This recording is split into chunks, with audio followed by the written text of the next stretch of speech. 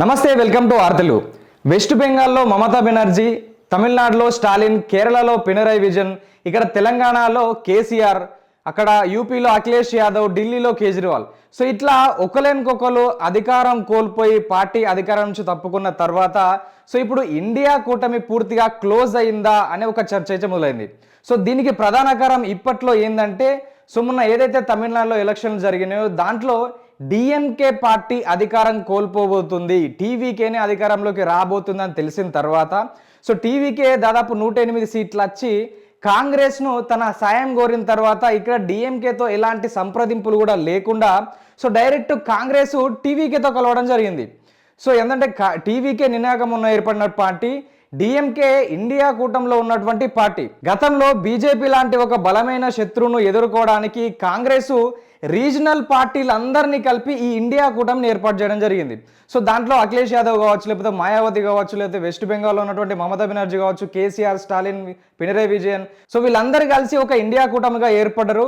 So ఆ టైంలో వచ్చినటువంటి వాదన ఏంటంటే ఒకవేళ రాహుల్ గాంధీ ప్రధాని కాకపోయినా బీజేపీ ఓడిపోతే సౌత్లో ఉన్నటువంటి రాష్ట్రాల్లో ఎవరో ఒకరు పీఎం అయ్యే అవకాశం ఉంది. అంటే ఇప్పుడు టీఆర్ఎస్ పార్టీ బీఆర్ఎస్గా అవతరించడానికి కూడా ప్రధాన కారణం ఇదేమని చెప్పవచ్చు. సో ఎందుకంటే కేసీఆర్ ఆ మధ్య కాలంలో వీళ్ళందరితో కలవడం జరిగింది, వీళ్ళందరితో కలిసి మీటింగ్ పెట్టడం జరిగింది. సో తెలంగాణ రాష్ట్రం అనేది ఒకానొక టైంలో అంటే దాదాపు ఒక 5 సంవత్సరాల కింద అనేక కొత్త కొత్త పథకాలతో దేశానికే ఒక రోల్ మోడల్గా నిలిచింది. సో అలాంటి టైంలో మరి కేసీఆర్ పీఎం అవడానికి ఛాన్సెస్ ఉన్నాయని తన బీఆర్ఎస్ పార్టీని పెట్టడం జరిగింది. సో కాబట్టి ఇప్పుడేమైంది సిచ్యువేషను, సో మొన్న ఏదైతే తమిళనాడులో డిఎంకే ఓడిపోయిన తర్వాత కాంగ్రెస్ అటు వెళ్ళిన తర్వాత వీళ్ళు ఏమని చెప్తున్నారు, డైరెక్ట్ ఎత్తేసారు. సో మాకు కాంగ్రెస్కు ఎలాంటి పొత్తు లేదు, కాంగ్రెస్కు మాకు ఎలాంటి సంబంధం లేదు, సో కనీసం లోక్సభలో వాళ్ళ పక్కన కూర్చోవడానికి కూడా మాకు ఇష్టం లేదు అని చెప్పి వీళ్ళు ఒక లెటర్ రాయడం జరిగింది. అంటే ఆ స్థితికి వెళ్ళింది సిచ్యువేషను. సో ఎందుకంటే చాలాసార్లు డిఎంకేకు చెందినటువంటి స్టాలిన్ గారు సో రాహుల్ గాంధీని మేము పీఎంగా చూడాలనుకుంటున్నామని అనేక సార్లు ప్రకటించడం జరిగింది. సో అలాంటి కాంగ్రెస్ మేలుగోరినటువంటి ఒక గొప్ప వ్యక్తి సో అతను ఆపదలో ఉన్నప్పుడు వీళ్ళు వాళ్ళ స్వార్థం చూసుకొని కాంగ్రెస్ టీవీతో కలవడం జరిగింది. సో దీనికోసము అఖిలేష్ యాదవ్ లాంటి నాయకులు కూడా స్పందిస్తారు. ఏమనంటే ఆపత్కాలంలో ఫ్రెండ్ని విడిచిపెట్టి మీ స్వార్థం కోసం వెళ్ళడం కరెక్ట్ కాదని చెప్పి అఖిలేష్ యాదవ్ కూడా దీని గురించి ఒక స్టేట్మెంట్ ఇచ్చిండు. సో మొత్తం మీద బీజేపీ రీజనల్ పార్టీలను మింగేస్తుంది అనే కొత్త వాదన కూడా బయటకు వచ్చింది. సో మరి ఇక్కడ ఏంది సమస్య అంటే జాతీయ పార్టీలు ఏవైనా కానీ రీజనల్ పార్టీలతోని, స్థానికంగా ఉన్న పార్టీలతోని పొత్తు పెట్టుకోవడం రాజకీయాల కోసం మాత్రమే, వాళ్ళ స్వార్థం కోసం మాత్రమే. సో ఇది మనం అందరికీ తెలిసినటువంటి తేట తెల్లమైనటువంటి నిజం. సో ఎందుకంటే ఇప్పుడు కాంగ్రెస్ అయినా బీజేపీ అయినా స్థానికంగా ఉన్న రీజనల్ పార్టీలతో పొత్తు పెట్టుకుంటే వాళ్ళు ఒక లిమిటెడ్ సీట్లలో మాత్రమే పోటీ చేయాల్సి వస్తుంది. సో ఎందుకంటే ఆంధ్రప్రదేశ్లో ఎన్ని స్థానాలు ఉన్నప్పటికీ వాళ్ళు లిమిటెడ్ స్థానాల్లో మాత్రమే పోటీ చేస్తారు కాబట్టి వాళ్ళు వాళ్ళ సంఖ్య విస్తరించడానికి ఆస్కారం ఉండదు. ఎందుకంటే 20 స్థానాల్లో తమిళనాడులో పోటీ చేస్తే 20 స్థానాల్లో మాత్రమే పోటీ చేయాలి, 20 స్థానాల్లో మాత్రమే గెలవాలి. సో మిగతా 100 స్థానాలు ఉన్నప్పటికీ వాళ్ళు పోటీ చేయలేరు కాబట్టి లిమిటెడ్ సీట్లు ఉంటాయి కాబట్టి సో వీళ్ళు పార్టీ విస్తరింపబడది.